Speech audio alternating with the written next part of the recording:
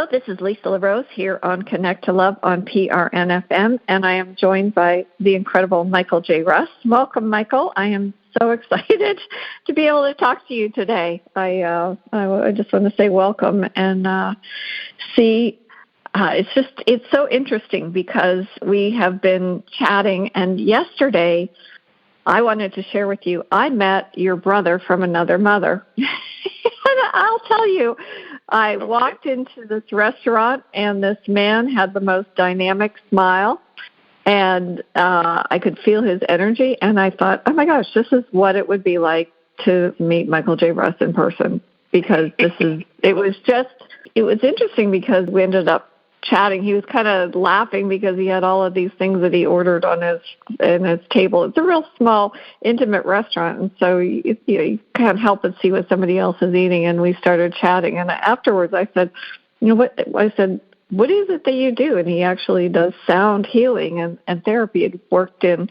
as a teacher for a long time. But what drew me to him was his smile. And his smile is infectious, and your smile is infectious. And I think that it is part of our extraordinary capacity to connect to other human beings. That is our gift of our smile. Yeah, and it's just miraculous. And you and I have been really speaking a lot lately about manifesting, but I wanted to kind of just back up because for some listeners maybe that are newer to our show, we really play in this thing called the field. In the world of quantum physics, we are all made up of atoms and particles, and every particle can become a wave, and every wave becomes a particle. And when we think something, it goes out into that quantum field. And this week, I actually had a class with Carol Collins, and she talked about how we have this sort of boomerang, that we have this part of us that goes out, and it's really it's an energetic charge, and all human beings have it, and it goes out into the energy field, and it's connected to every other thing in the world. And in this pulsating energy field, that boomerang goes out, and it attracts different things, and it comes back. But one of the interesting distinctions that she made was that when we send that boomerang out, somebody else can catch it. Somebody else can add their intentions, add their feelings. They may change something, how it applies in their life, but it catches it. And I just found that to be so amazing and so profound. And Lynn McTaggart, who many years ago, she was, before she became a writer on consciousness, really was a skeptic. She was very skeptical about this thing called the field. And so she set out to sort of disprove it. And in her quest to disprove it, she actually became one of the leading researchers and writers about the exact subject of the field. So Lynn McTaggart began her career as a journalist in the 1970s as an investigative reporter. And when she decided she wanted to write a book called The Field, she persuaded her publisher to sort of take a voyage, as she called it, a voyage without a compass, to see if there was truly such things as an energy field. And so as a journalist, she sought to read various scientific papers. She contacted scientists from around the world. She interviewed them really rigorously and started in that interview process to really question what it was that, in her belief structure, what was true. She said that at night, she would ignore her children and she'd sit down with her husband, who was a philosophy graduate, and really ask questions about time, space, about what the universe was. And what was really interesting as she was on this journey, she started to recognize that she was developing a new voice. She was transforming the person that she was, that this new subject had found her, that it was actually becoming something that would ultimately become her life's work. She said it was sort of like alchemy. There was a process. This new person emerged from her, and it was because of this field. And I think that for each of us, we have that ability to transform whatever it is. And I think in her writing, she sort of echoed the fact that as we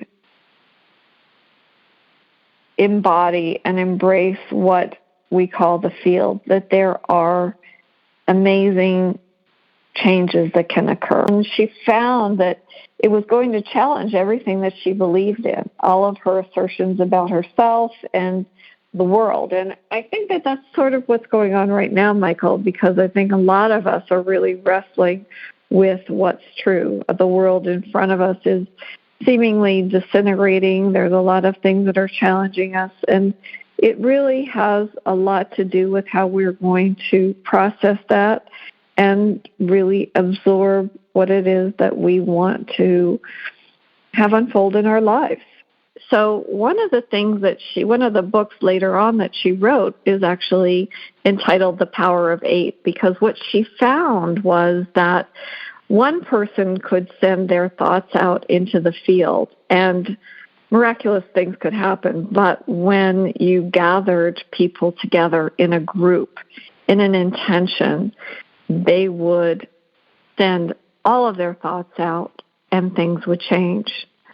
There were, she just recently did something, it was a mass meditation regarding what's going on in the Middle East. And I missed it, unfortunately, but the idea is that you just gather your thoughts together and you ground yourself and center and drop into the heart field and then just focus on sending love, sending love, sending love. And in the different experiments that they've done with this, where they have a single target, it's a very powerful collective idea of thought that it does lower violence. It does make a difference in the conditions around the world. And so we always say, like, what can we do? What can I do? What can I do?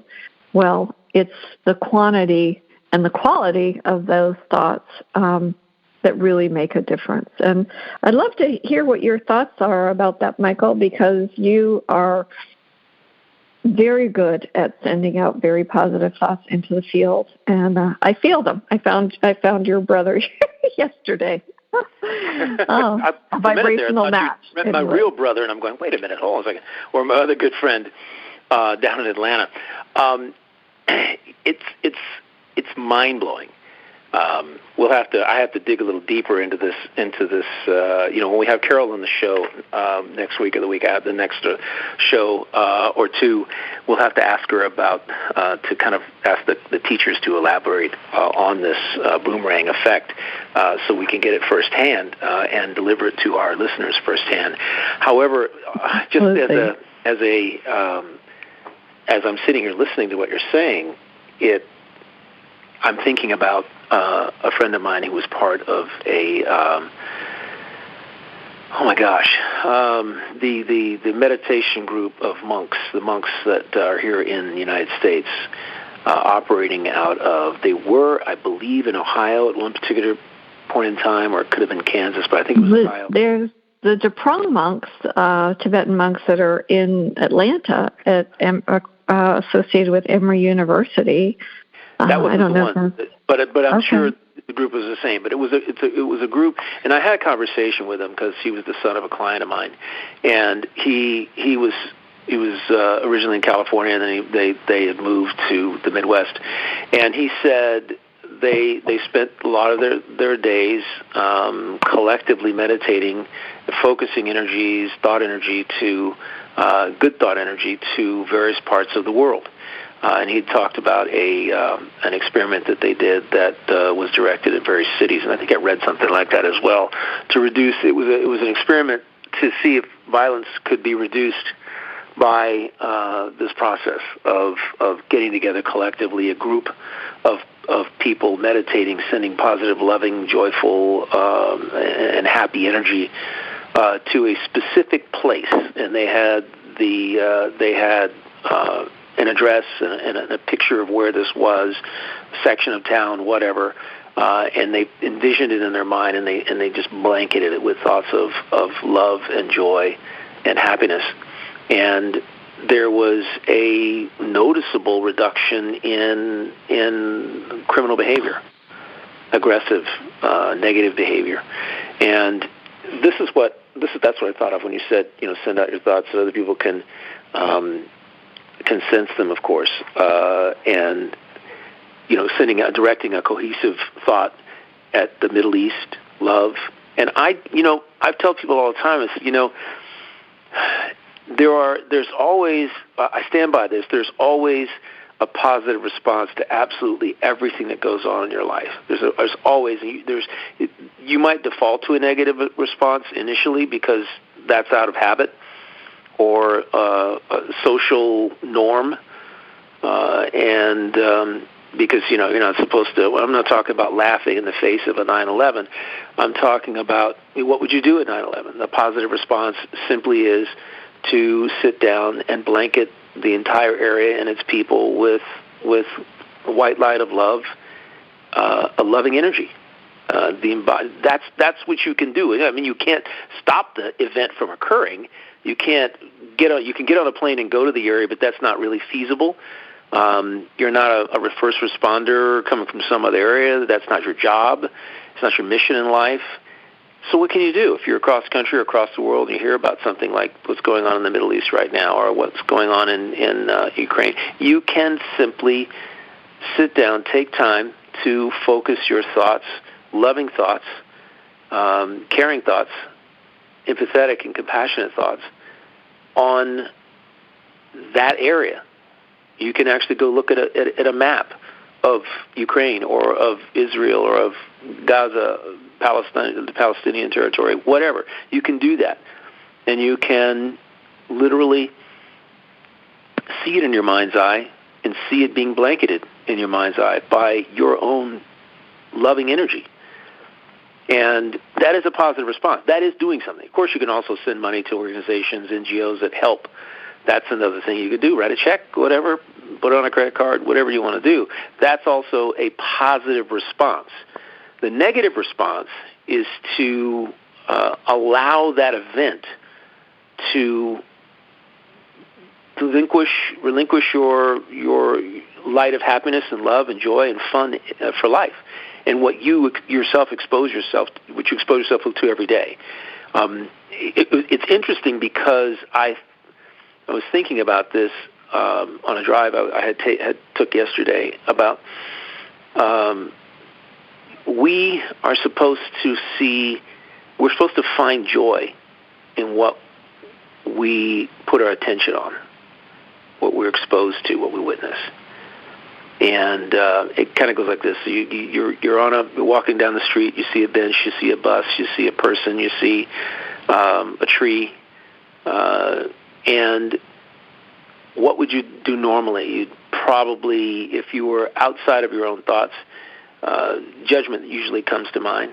Why is that bus so loud? Why isn't that bus, natural gas, so I don't have to smell this nasty exhaust? Why is that person dressed like that? Why this and why that, right? All these judgments that usually occur. The flip of that is to appreciate the bus, to appreciate the bench, appreciate the tree, and give salutations to the person who walks by.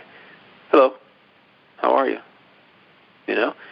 See joy. Find the joy in what is within your experience versus the opposite. And this kind of dovetails back to our own grid. What do we keep putting on our subconscious grid? We have to be more mindful of what we're putting on, what we're thinking about. What, in this case, what are you sending out? What boomerang are you throwing out? It's going to come back to you. What's that thought? What's that thought that you're putting out? And I prefer to see, and it's really strange, but it came to me in the last few months that I spend a lot of my time when I'm out walking around observing and finding the joy and the beauty and the joy in whatever's out there. When I see a tree, I look up and, sometimes I just count the branches. You count the branches on the tree and you see how long they are. What is that up there? Is that what size are the pine cones falling off that pine tree? It's really interesting. And I snap back and go, I'm going to call you the man of wonder. I'm going to be the woman of wonder. Now you're going to be the man of wonder. It's like, awesome. It's like you sit around and we think about all these things. How much of our thought process actually involves judgment, which is really a negative, right? Are we judging things in one way or another? I mean, when you're finding joy in something, you're not necessarily judging it as good or bad. Oh, that's pretty, that's not so pretty. It's just simply finding the joy in being where you are. That if there are no accidents and no coincidences, there was a reason why that bus came by when it did. It gave you the opportunity to just let it be and just let it be part of your experience. That is it. The person walking by, just to be part of your experience. The bench, to be there. I find that when we can kind of twist judgment around and just see something, be where you are, and know that everything around you isn't there by accident, that it gives you an opportunity to just experience it as it is, to find joy in it, joy in being there and being surrounded by those things, whether they be people or inanimate objects or whatever. It makes life fun. We're going to do a whole show about that, but it makes life more fun. And also, you're not stressing yourself out because you're not putting yourself in a position where you need to make a judgment about something. Right. Which takes energy, thought energy that you're dedicating to something that doesn't really make any sense, that has no relevance to you in your life.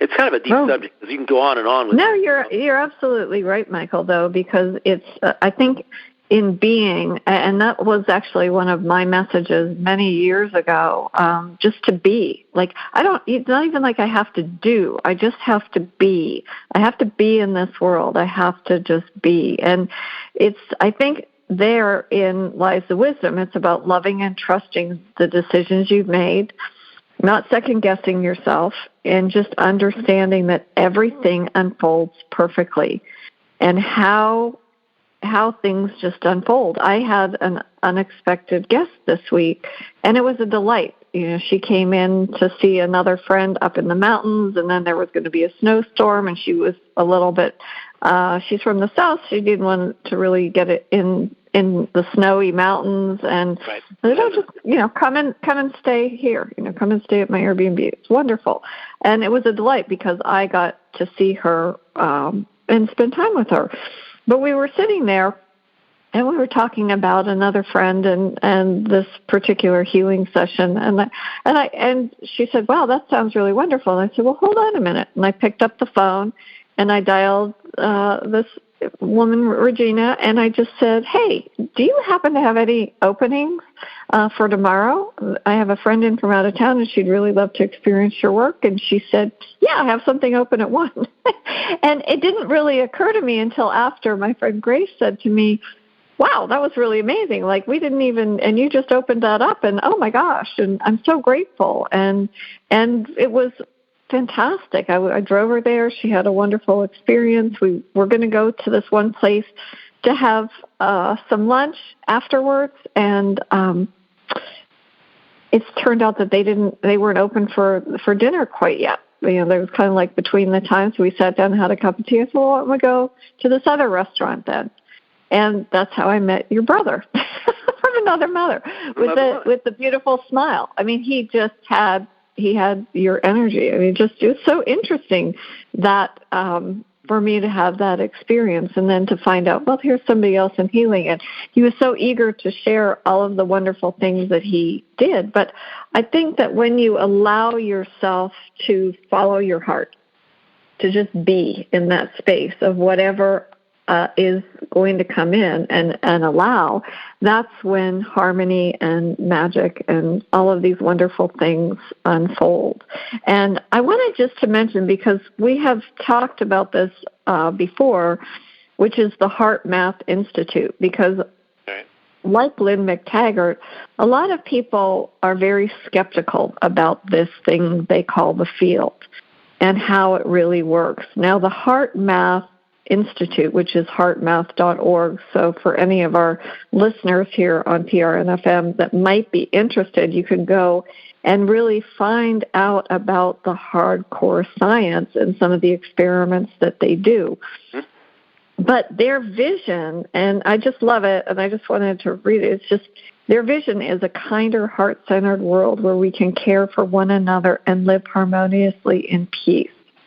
And they do this through research, providing science that when we align and connect with the fields of our hearts and our minds and with each other, we shift what's going on. And I really love that, because it's all about the desire to transform and change lives. And I had the good fortune to I've been to several Heart Math Institute teachings, lectures,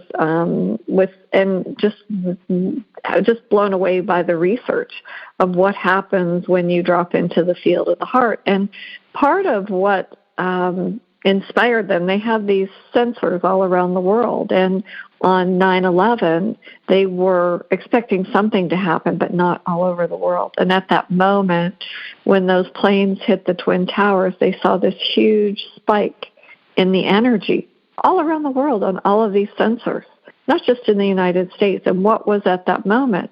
It was when everybody went into that space of the heart, where they just went, whether they took a deep breath in or they put their hand on their heart, or it was that connection. It was a very tragic connection. But if you can take that same connection and amplify it for good and love and peace and harmony, I think therein lies the power of how we change and really see their vision come true, that it can be a heart-centered world where we all live harmoniously. Yeah, I agree. What struck me from what you were just talking about there was, living in peace, that it was their mission. And when I hear about missions like that, I immediately shift to, so what is preventing us from living, from them, us living that way and them realizing their mission? What might be standing in the way? What are the obstacles? And the other thing that's been on my mind big time in the last couple of months is how collectively a huge percentage of the population in the world wants to control another large percentage of the population in the world. You go anywhere. What are disagreements about? People are being more forceful about wanting other people to think like them, to act like them, to be like them. And the only way we're going to get past everything in what's going on in the Middle East, what's going on in Ukraine, what's going on in the United States with regard to democracy or the lack thereof, the republic or the lack thereof, political nightmares and abortion rights, and everything. What does it boil down to? It boils down to a group of people collectively wanting somebody else, other people, to think and act the way they do. They want to control their thoughts, actions, and behaviors. This is a no-win situation. It is, because that's not something you're capable of. And I tell people all the time, you want to define stress, you want to define negativity, anger, discord, and all that, start asking them questions about, why are you doing this? Right. It's because they want other people to be just like them. They want them to think like them, act like them, believe the same thing that they do. Well, it's not possible. It's not possible. And so... Go ahead. Please finish. Well, I'm just saying living in peace means living peacefully within yourself, understanding your limitations, and working within them, living within them. You cannot control somebody else's thoughts, words, feelings, and actions. So why try? You're trying because you have a belief and other people have that belief, and somebody's telling you that in order for you to that you can manifest this belief in other people if you work hard enough at it. And some people go to the extreme.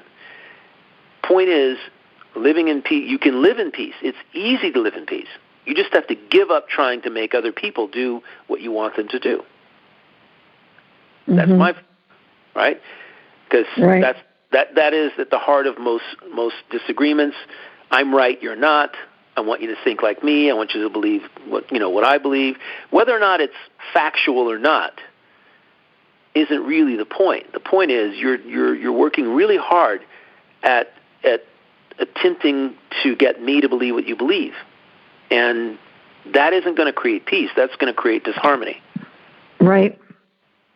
Well, it's interesting you bring that up because I'm not sure if you're familiar with Robert Edward Grant. He's an entrepreneur, an author, an inventor. To me, he's like the modern-day Leonardo da Vinci. He does music and sculpting, and he's just really unbelievable, and he's very, very highly successful. Now, he, in September, just addressed a group in New York City. It was the CEO Summit Leadership on Leadership of Purpose. And he really, and it's on Instagram, I will post a link to it.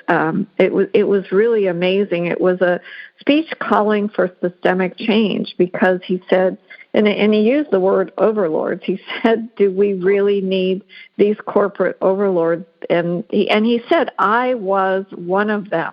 I was one of those people who would, these corporations are feeding the politicians everything that they need to put forth all of these changes, but it's not what the people want. And I was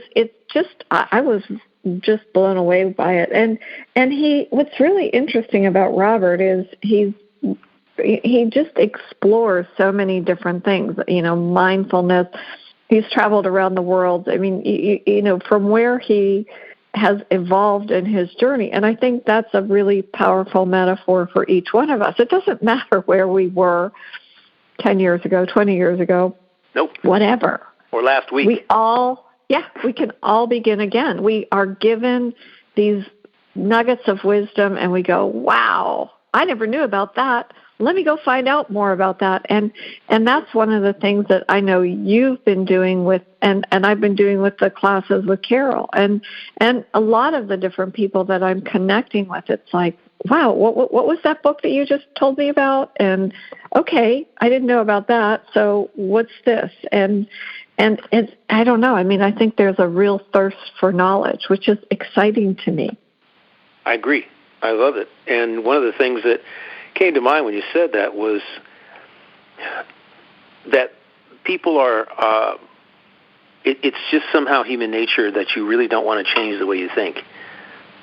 And which is why when I was thinking about the statement up to now, somehow I get the sense that we human beings don't want to integrate new information because it somehow invalidates the old information, that it somehow is it's a judgment on ourselves that we thought that or believed that thing, right? Mm-hmm. So the permission to leave that thought is literally to say to yourself, up to now, I thought that this was the thing. However, I now know that there's something new. There's a new way to think. There's a new way for me to behave, to act. It doesn't invalidate the way you were. It just simply gives you permission to let it go. Up to now, I thought that this was important in my life. Up to now, I thought behavior had been this way. However, I've learned something new, and I'm going to work on this. I'm going to go do this thing from now on.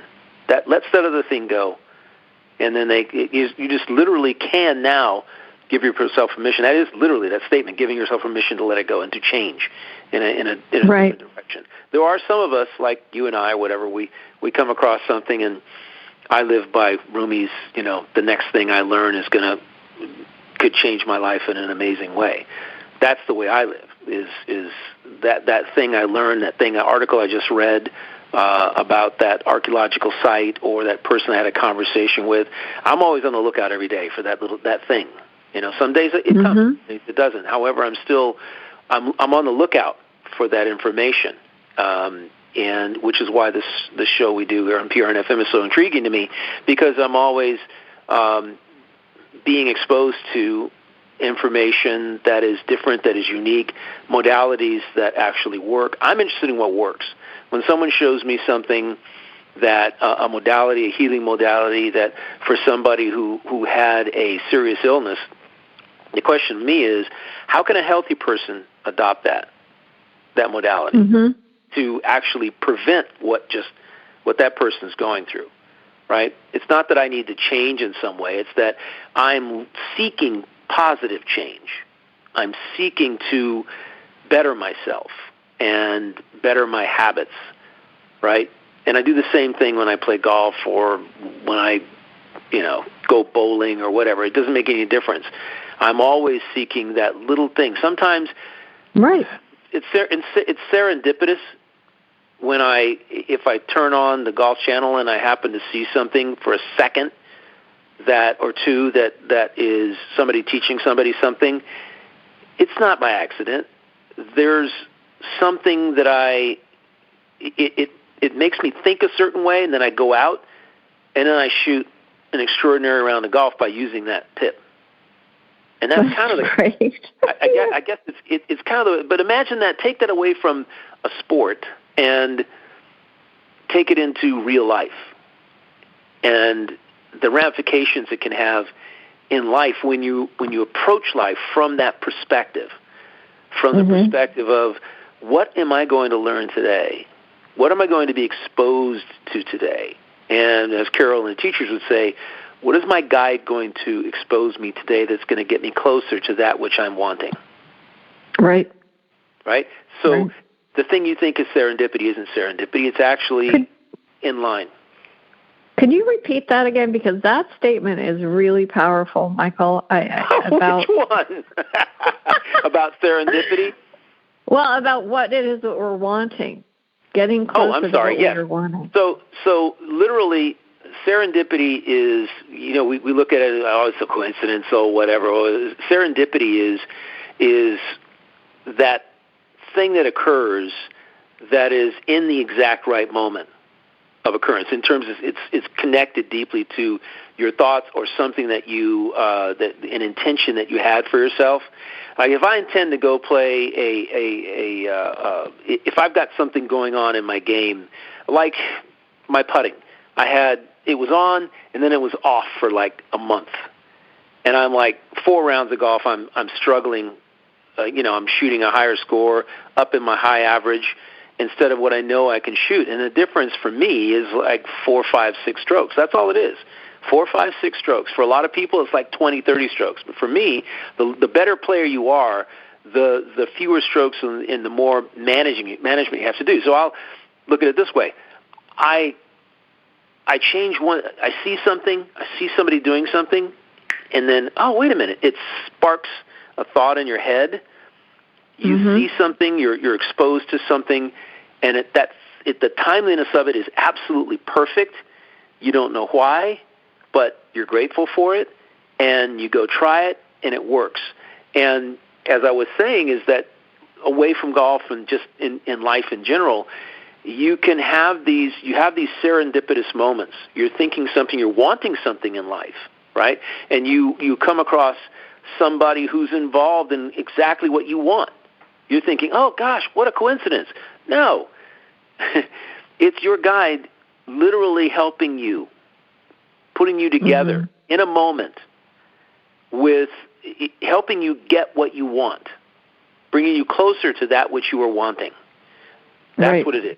That is what it is, and that's exactly what goes on, right? So I look at those moments, and they are amazing. They are amazing when they happen. They're absolutely spectacular, and I see them that way because that's the way I think. You get to the point where if I'm wanting an excellent score on the golf course, and I see somebody doing something, and it sparks me to sort of examine my own style of of swing, of putting stroke or whatever. And all I had to do is something very simple. I saw somebody crouched over a little bit, and I said, "Have I been standing up too much, too upright? Maybe that's the reason why I'm not seeing the line on the putter." And I crouched down on the next round, and I shot 5 strokes better. I was putting things in from everywhere. I was like, "Wow!" And then I did it the next time, and then it the next time, and I'm making putts that I couldn't even thought to have made 2 weeks earlier. That's it's just wonderful, that. Michael. Yeah, it's just like that's the way it is, and it is. I see life like that too. So we can do that. Yeah, well, yesterday when we walked into that restaurant and that gentleman was a vibrational match for you with his smile and his warmth and just the simple words that he spoke. We could have chosen not to interact and been like, okay, thank you, and why ended would you? it. But there was something There was something there that was like, pay attention to this. I don't know what it was, and is it the sound healing? Is it to connect with him as a person? I don't know what it is, but I'm just going to let it be. However things organically unfold.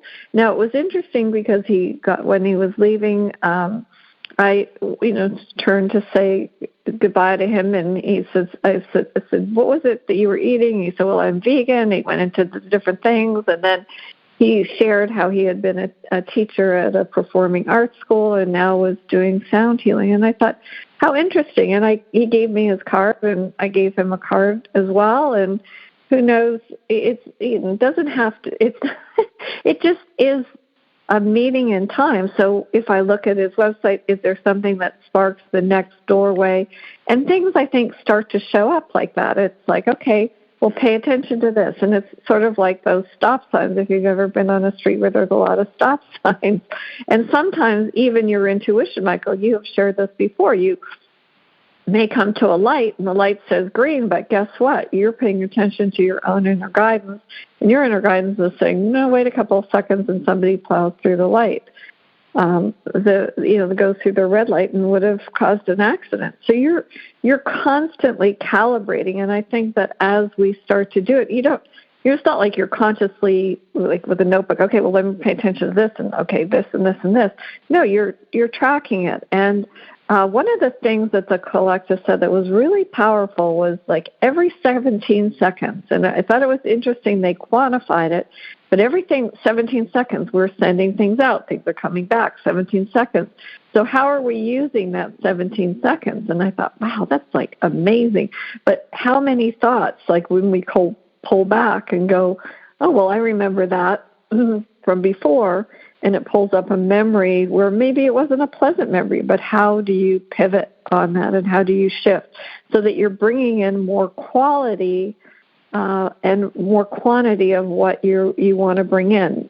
Wayne Dyer, the author who wrote The Power of Intention, spoke on one of his lectures, and he talked about the ocean being so vast. And he said, if we would go to the ocean and we would take a dump truck and we'd fill it with water and we'd drive it away, and we, all day, that's what we did. We were pulling dump trucks of ocean out of the ocean, it would still be vast. And he said, abundance is like that. He said, but there's people who will go to that same ocean with an eyedropper, and they'll just take a little bit out, and how many trips back and forth. So it's in perception and how we want to manifest things into our lives. And I think that you and I, we're thirsty for that knowledge. We want our dump trucks to be filled as often and as possible. And I would encourage everybody to, maybe we put 2 dump trucks together and we do it even bigger. I mean, there are no limits. It's endless, infinite possibilities. That is true. It's so true. We were also talking about, manifesting what you want in your life is a big topic. Law of attraction involved, repetitiveness, as we were talking about with regard to thought, making sure that your subconscious grid isn't all cluttered up with conflicting thoughts and doubts and other negative emotions that can prevent you from actually being guided to that which you're wanting. And I mean, I'm constantly thinking about what I'm doing, what I'm focusing on, what I'm thinking in that moment is impacting my grid. And I've come to a conclusion. I came to this conclusion actually before I even knew about Carol and the teachers and the subconscious grid the way that I understand it now, that we have to pivot from negative thoughts as quickly as possible. Negative thoughts and emotions, negative emotions, and the depth of those negative emotions. We have to. It's okay to think a negative thought. That's human. That's being human. That's us. This is the reality we live in. However, how much energy are we dedicating to that thought? How much emotion and feeling are we dedicating to that negative thought?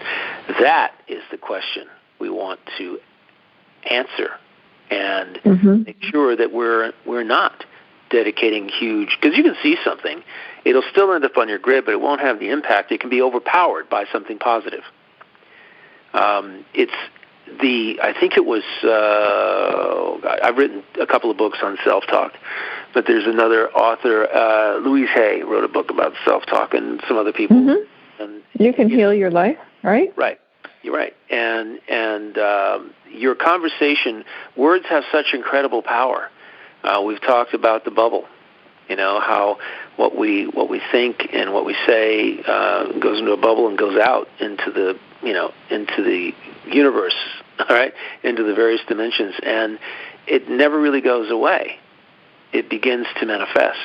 What we think about ourselves, what we think about life, what we think about our life, what we think about other people, these things go out, and they go into the quantum field, and they are there. They continue to manifest. They continue to grow. And so, for me, it was a function of, okay, now that I understand this whole concept, how can I be putting good stuff out? More good than bad, which is really the thing. More positive than negative. How can I be more positive than negative? Because I have thoughts, too, that aren't necessarily super positive sometimes about things. I just make sure that's natural. I don't know anybody. Right. Yeah. So it's a panacea to think that you're always going to be positive. Even the person, let's put it this way: the person who's always positive, I'm a little skeptical. And they're telling me, you can be positive just like me. I am positive all the time. No, you're not.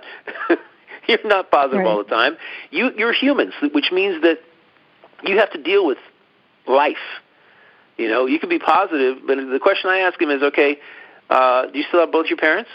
Yes or no. If they have one parent and not the other, I ask him, how have you processed that and still been happy? What do you think about that today? Where are you with that today? Because we all have moments in our lives that are pivotal, where we lose somebody close to us, where we have things that just don't go our way, because that's just life for one reason or another. Maybe because that isn't what you really want.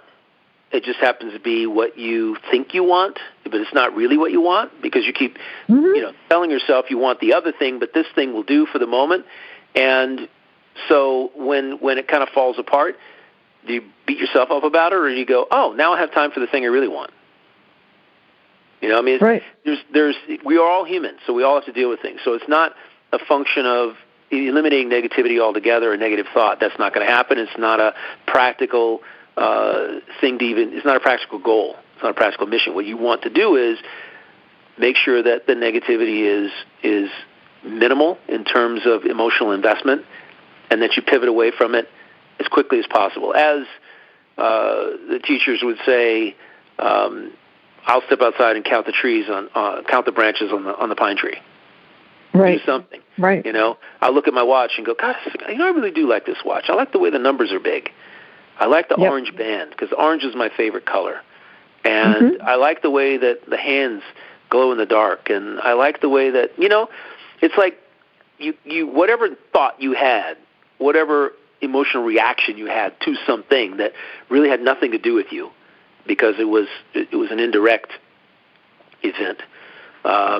Not anything that happens to you personally, and you have a greater capacity to move to positive much more quickly. And I submit, Lisa, that 90, I would put as high as 98% of what happened, what you're exposed to on a daily basis, has nothing to do with you. It's just something you witness or you're exposed to. It has to do with other people. I believe that too. I do. Yeah, that said, why is so much energy, emotional or otherwise, thought energy, emotional energy, being dedicated to things outside of us that have no real impact on our happiness other than what we say it does? I believe it's a distraction. I think it's distracting us from who we are in our own and owning our own power. And what we spoke about last week about sovereignty is keeping you away from being your own sovereign being. And, you know, Michael, when you were speaking, I couldn't help but think, because when you were saying about, you know, shifting, like being distracted, and it's really the space between the thoughts. And in the Hawaiian healing, they believe that all healing occurred between the crest and the fall of the wave. And it's that sort of that 0 point.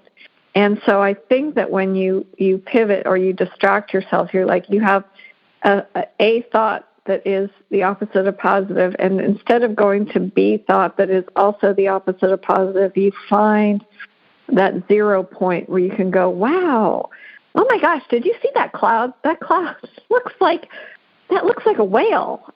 And you know, then you look around and you're like, oh, but wait, that one looks like a snowman, or this looks like a dog, or whatever. And geez, I can't believe how blue the sky is today. It's beautiful.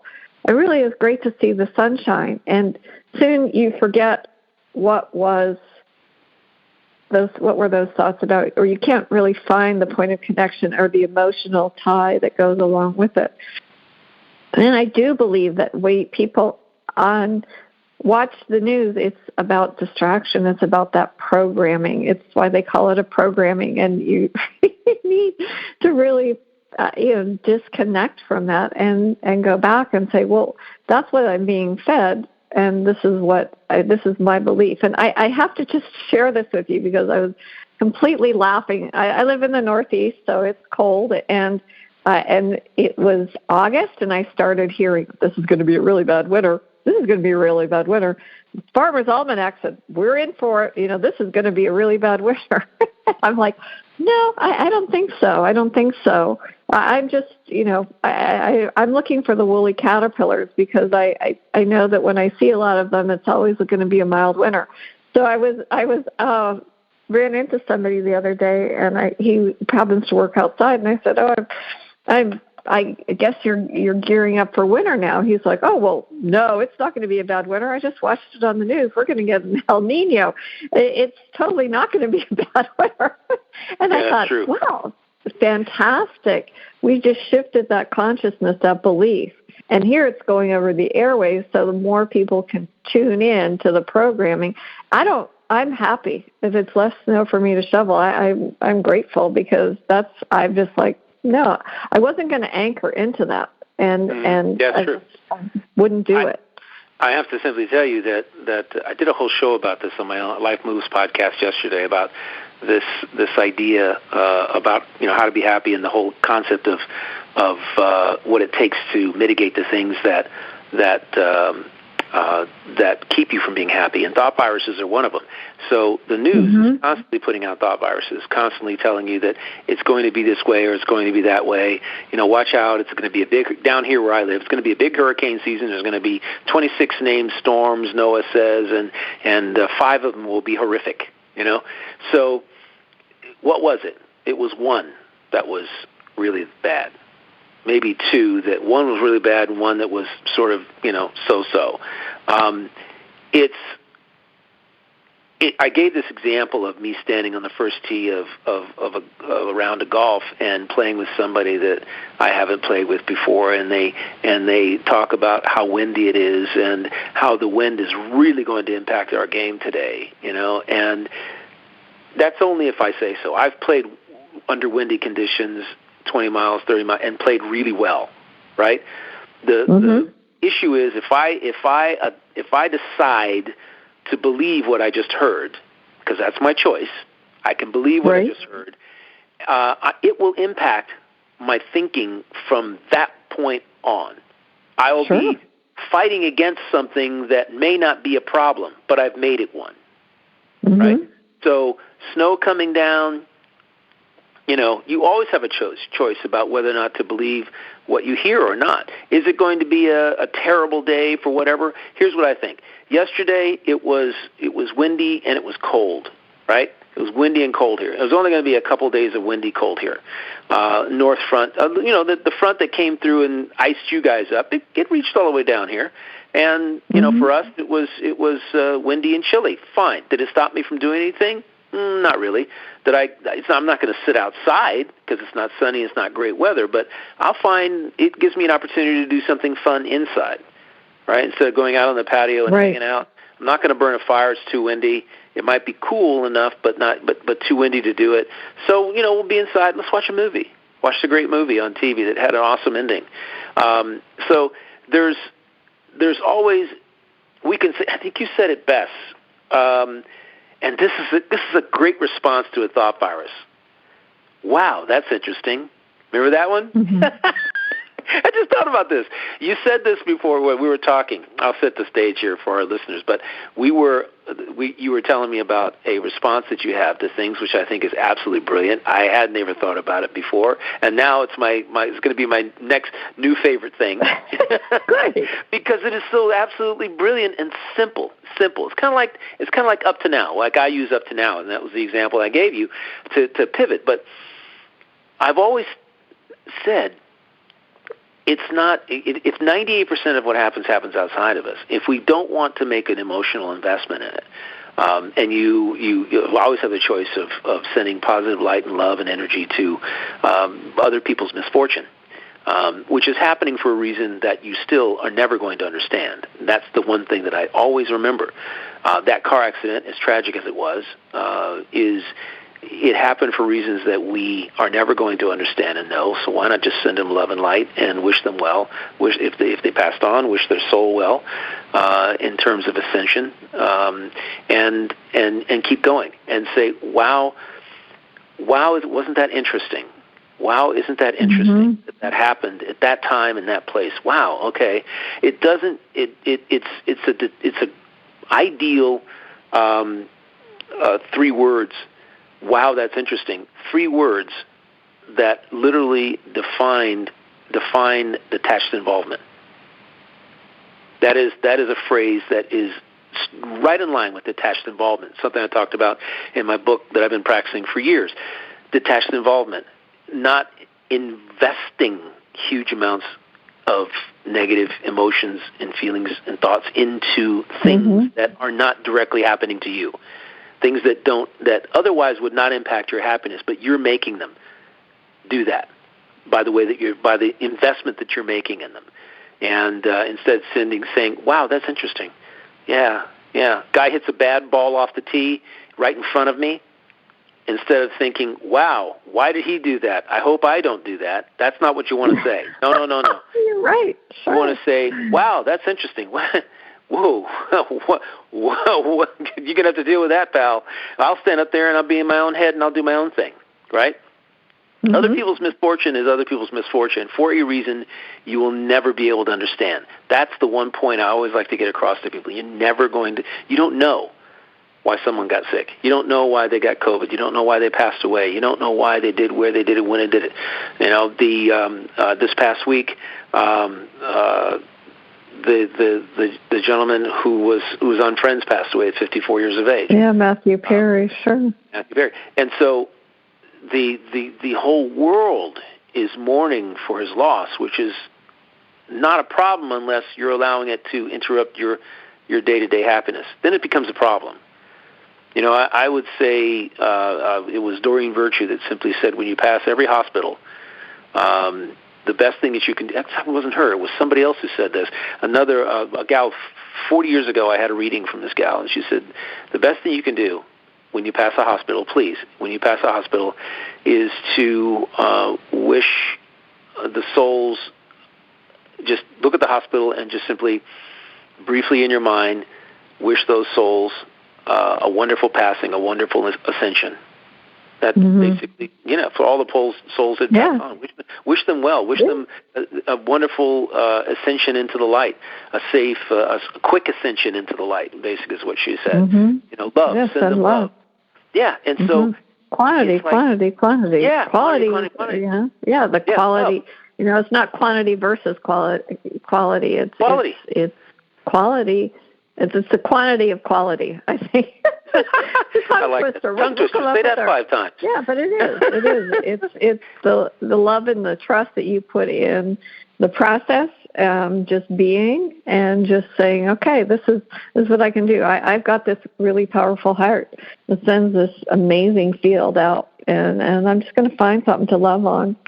And I'm loving on this conversation, Michael, and I'm going to let you, close out the show, but it is. I mean, love, love, love, happy, happy, happy, joy, joy, joy, love, and more love to you. So if you want to feel better, this is the one thing I say. If you instantaneously feel better, you can say the word joy. You can say I am. I am is really awesome. I like this. I am joy. I am love. I am love. I am love. And you can say that as many times as necessary until the thought in your mind, the thoughts pivot to that, so that the negative disappears. What you were thinking about. I am love. I am love. I am love. You can say that over and over and over again, and it's quality. Understand that everything you think about, what you focus on, what you dedicate energy to, ends up on your grid. And it's thought energy, that is, ends up in emotional energy, and ends up on your grid. We want to have a clean grid. You don't want a screen that's all mucked up with a bunch of stuff, so nothing can get through it. So it's thinking positive, pivot to positive. Every time you think a negative thought, pivot to positive. Find a way to make that perception positive. Make the thought positive. Pivot away from it. Focus on something else, anything minuscule. Look at a painting and examine it. That's in your office or den or room. Go look at the painting. Look at the brush strokes. Look at which way they go. Look at the colors. Tell yourself what you like about it, and look at its beauty, and think about it in a loving way. It's in your existence there, in your place. So it's there for a reason, because you love it. So go do that. We'll have another show on that too. We can expand upon that idea.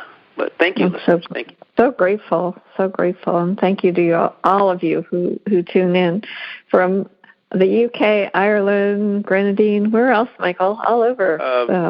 My gosh, yes. I think did we have somebody from Lebanon who's listening? I think we did. If not, we will. And Eastern Europe. Yes, thank you all for tuning in. It's a blessing. Yeah. And stay positive. Loving on you and sending it right from our hearts to yours. And thank you for tuning in on Connect to Love. And Michael, thank you. So grateful. RNFN as well. Thank you. Thank you.